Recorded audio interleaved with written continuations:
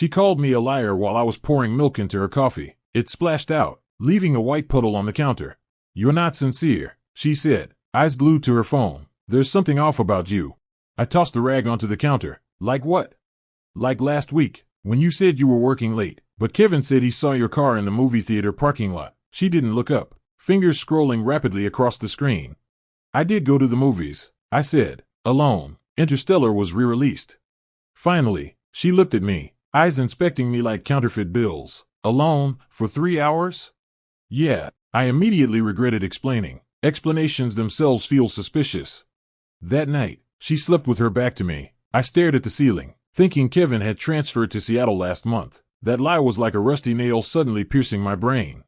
The accusations became routine. At breakfast, "You've changed lately." Doing laundry, "You're distracted." Sex, though we hadn't had any in 2 months, she'd stop midway and say, "You're not really here." I tried asking for specifics. She always shook her head. "It's a feeling, just a feeling." Until Thursday night. She threw the remote. The plastic shattered at my feet. "I hate people who cheat," she said, her voice sharp and piercing, hypocritical, cowardly, undeserving of love. I sat on the other end of the couch, watching her. Her chest rose and fell, cheeks flushed, like she'd just given a fiery speech. "Why have you been bringing this up so much lately?" I asked.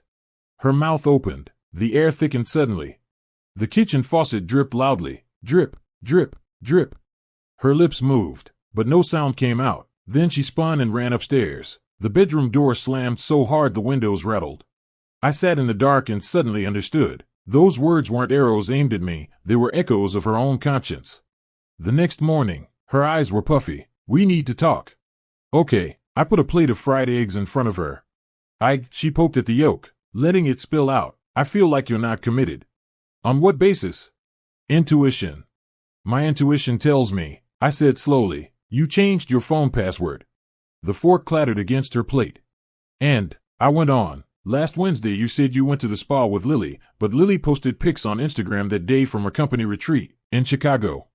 Her face went pale as porcelain. "I'm not spying on you," I said, "but your lying skills are terrible." She cried. Not fake tears, real ones. Her shoulders shook. "Is it him?" I asked. "The trainer at the gym, Troy?" She snapped her head up. Her expression already answered. "How long?" 3 months. Her voice was barely audible. I remembered how, 3 months ago, she suddenly started working out, buying new lingerie, wearing unfamiliar perfume. The clues were like scattered beads, now strung together into a necklace of shame. "Let's get a divorce," I said. She froze. "You're not angry?" "I'm angry." I stood up, "but mostly I'm tired." Troy had begun distancing himself. Emily, our mutual friend, told me. Emily had overheard him at yoga complaining. "That woman went extreme all of a sudden, always testing me, asking if I'd be tempted by someone else." On the day I moved into my apartment, she grabbed my suitcase. "He says I suffocate him." She laughed, but her eyes were crying. "He says I'm always testing his loyalty." "Because you live in fear." I pulled the suitcase away, afraid he'd be like you. The paperwork went fast. When it came to dividing property, she insisted on keeping the expensive dinnerware. "We picked this together," she said. "Keep it," I said calmly as I signed. The last day with the lawyer, she looked at me. "Did you know all along?"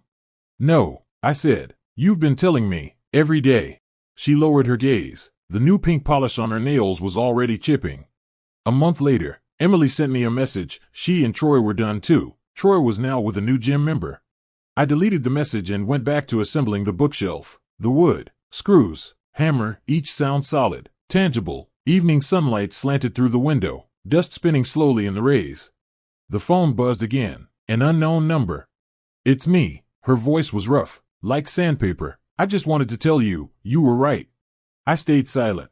"The person I hate the most," she paused for a long time, "is me." The call ended. I set the phone face down on the table and kept hammering, each strike steady, precise.